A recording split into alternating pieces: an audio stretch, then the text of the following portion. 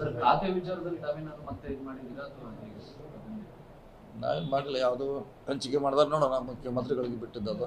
ನಾಳೆ ಬೇರೆ ಯಾವುದು ಆಸಕ್ತಿ ಇಲ್ಲ ನನಗೆ.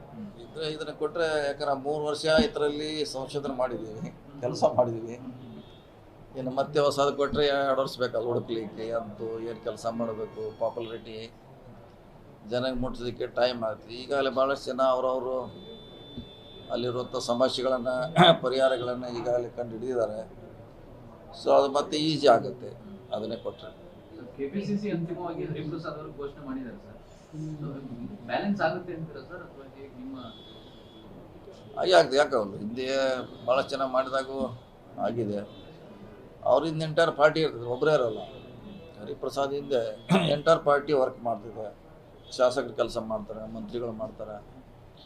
ಹೀಗಾಗಿ ಅದೇನಂತ ತೊಂದರೆ ಆಗಲಿಕ್ಕಿಲ್ಲ ನಮ್ಮ ಭಾವನೆ. ಕೈ ತಪ್ಪಿದ್ದಿಲ್ಲ, ಭಾಳ ಕ್ಲಿಯರ್ ಕಟ್ಟಿದೆ, ಅದು ಕ್ರಿಸ್ಟಲ್ ಕ್ಲಿಯರು. ಒಂದೇ ಅಂತ ಅವ್ರದ್ದು ಮಾನದಂಡ, ಅದ್ರ ಪ್ರಕಾರ ಆಗಿದೆ ಅಷ್ಟೇ. One man one post. ಅದರಲ್ಲೇನೋ ಆ ಗುಂಪು ಈ ಗುಂಪು, ಅವ್ರ ಕೈ ತಪ್ಪಿಸ್ರು ಇವ್ರ ಕೈ ತಪ್ಪಿಸ್ರು, ಹಂಗೋಯ್ತು ಹಿಂಗೋಯ್ತು, ಏನೂ ಇಲ್ಲ. ಹೋಗಿದ್ದು ಒಂದೇ ಒಂದೇ ಮಾನದಂಡ. 2 ತಿಂಗಳಿಂದ ಹೇಳ್ತಿದ್ದಾರೆ ನಮಗೆ, ಇವತ್ತಲ್ಲ, 2 ಮಂತ್ಸಿಂದನ ಅದು ನಡೀತಾನೆ ಇತ್ತು. 1 ಮ್ಯಾನ್ 1 ಪೋಸ್ಟ್ ಅಂತ ಹೇಳಿದ್ರು.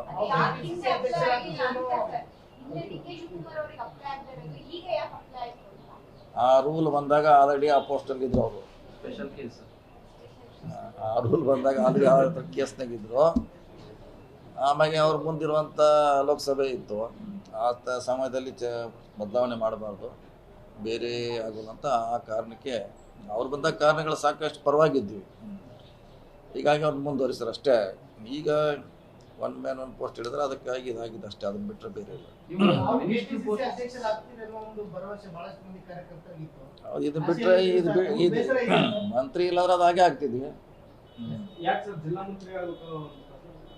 ನಾವು ಎರಡೂ ಹೇಳಿದ್ದೀವಿ, ಕೊನೆಯದಾಗಿ ಅವ್ರು ಬಿಟ್ಟಿದ್ದೀವಿ ಹೈಕಮಾಂಡ್ಗೆ, ಯಾವ್ದು ಮಾಡ್ತಾರೆ ಮಾಡತ್ತೆ ಹೇಳಿದ್ದೀವಿ.